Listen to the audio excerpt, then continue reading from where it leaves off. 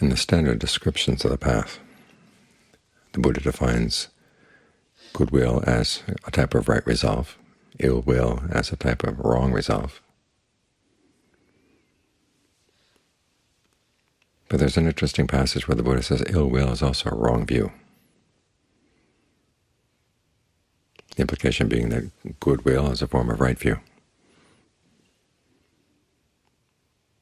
The view with ill will, of course, is that you would gain something by seeing somebody else suffering.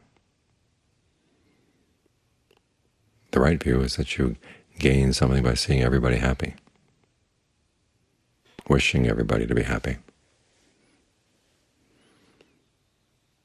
We live in this world where it's really difficult to know what to do sometimes. We deal with individuals, and as John Fung used to say, it's not like you're dealing with one person, you're dealing with 5 aggregates, and then when you have another person, it's like 5 more, although it's more like multiplying rather than adding. You've got 25 with just 2 people, and that goes up from there. We'd like some good rules of thumb that would apply in all cases to give us some idea of what to do. And there are not that many. We have to use our discernment. But it's an important insight to realize that discernment has to be based on goodwill. That is a rule of thumb. When you're dealing with yourself, let's say when you're meditating, you want to meditate with goodwill, which doesn't mean being kind to yourself and giving yourself ice cream all the time. But it does mean that when you're being critical with yourself, it's for the purpose of improvement, not for the purpose of discouragement. When you're practicing goodwill for others, again, it doesn't mean you always say the nice, kind thing that they want to hear. But you always do want to have that person's best interest in mind. And if you make this a regular practice, as you leave meditation, think thoughts of goodwill to everybody. And John Sawat used to say, when you start with goodwill for everybody at the beginning of a meditation session, it's basically for you, to clear away the difficult issues of the day, no matter what other people have said to you or no matter what other people have done. You spread goodwill to them, you spread goodwill to yourself. You remind yourself that's why you're here. That gets the mind in the right frame to sit down and meditate and not get entangled with a lot of the loose ends from the events of the day. Then when you come out of meditation, he says, devote some time to goodwill again, and this time it's for the purpose of the others. Your mind has greater strength when you're coming out of concentration.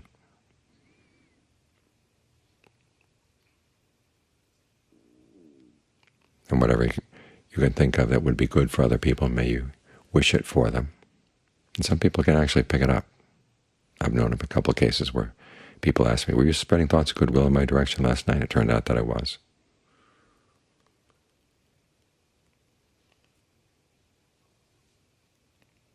And this is a universal thing with meditators, that your goodwill is stronger as you come out. But it's also, again, for the purpose of the others, that you carry this out, and it's for your own well-being as well, that you carry this attitude of goodwill into the world from your meditation.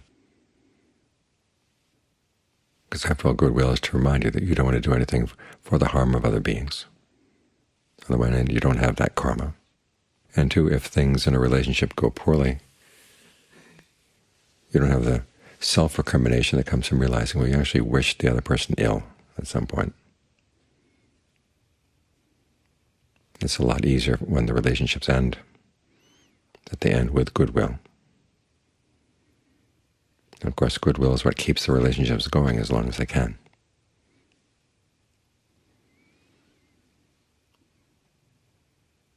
And remember what goodwill means. You wish that everybody would understand the causes for true happiness and be willing and able to act on them. That applies to you, applies to other beings.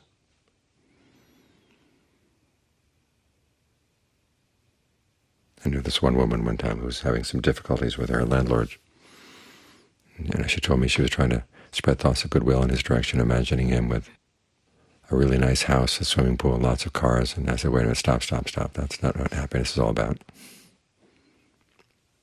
You wish that that person would act in a skillful way.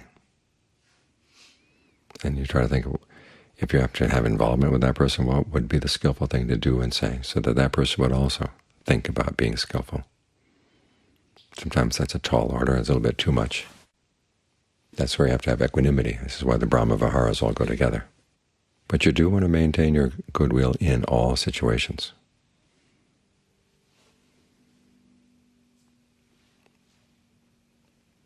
As the Buddha said, you want to protect your goodwill as a mother would protect her only child. Sometimes that image is misinterpreted as meaning that she would love everybody the same way a mother would love her only child, but that's impossible. The Buddha never asked for impossibilities. Never placed impossible goals on people. But your goodwill is something you can protect in the same way that a mother would protect her only child. As I say, she would protect her only child with her life. Sometimes when you have to be willing to put up with some losses, as long as you maintain your goodwill. The image the Buddha gives is of a group of bandits pinning you down, and they're sawing off your limbs with two-handled saws. They've overpowered you. There's nothing you can do. He said, even in a case like that, you have to have goodwill for them. Now, the purpose of that image was to remind people that a lot of times the things that we get upset about are much less violent and much less detrimental than having our limbs sawed off. So this is a case where the Buddha is establishing a very high standard, but it is possible. When people say harsh things, when people do violence to you, you still got to have goodwill for them. That's your protection. This is a theme that you hear over and over again in Thailand. You don't hear it quite so much here in the West, that you really do protect yourself through your goodwill. On the one hand, you protect your state of mind. And there is a power to goodwill.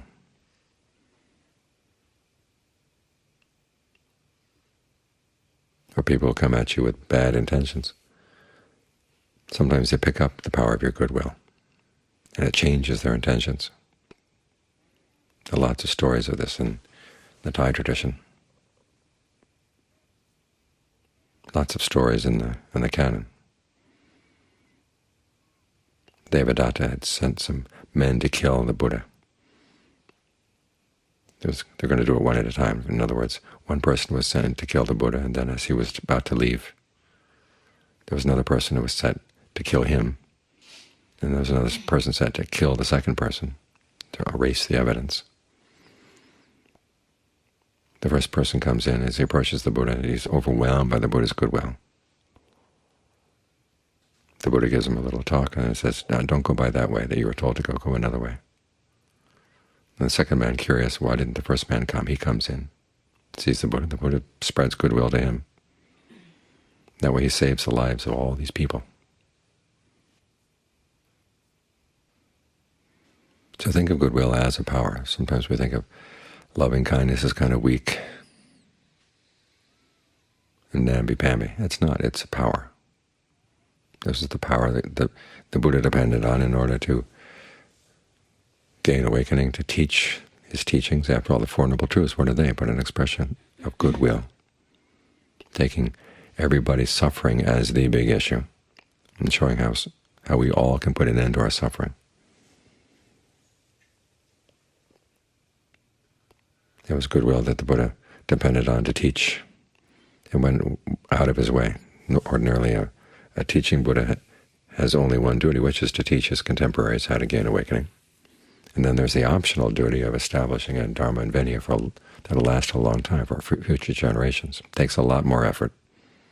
But again, it was his goodwill for us that gave him the strength to establish the Dharma and Vinaya that we can benefit from up to now. So think of goodwill as a kind of power. It's also a kind of discernment. It's a wisdom. After all, it is right view and right resolve together. Your view that you would benefit if everybody could be happy, and your resolve to act on that view.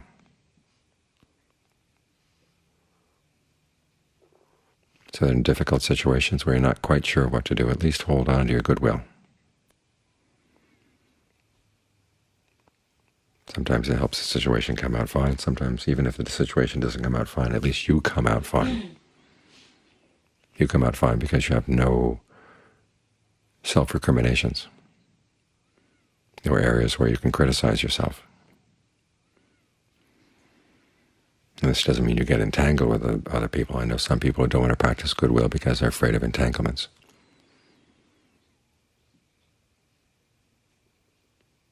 But think of that story of Ajahn Fuang with the snake in his room. His goodwill for the snake was basically, may you go someplace else where you live in peace. And the basic wish of goodwill, that other beings would learn how to be skillful. That's basically wishing that they would become independent. May they look after themselves with ease.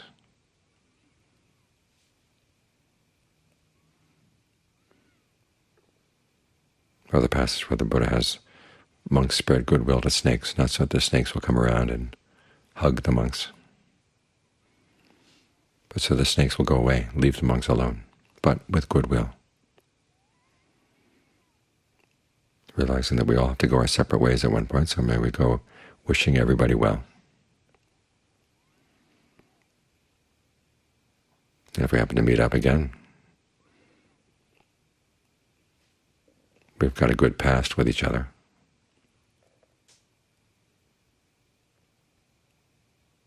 So having that good past with one another helps us continue on a good footing. So it's good all around. It's one of those categorical teachings, one that's applicable everywhere.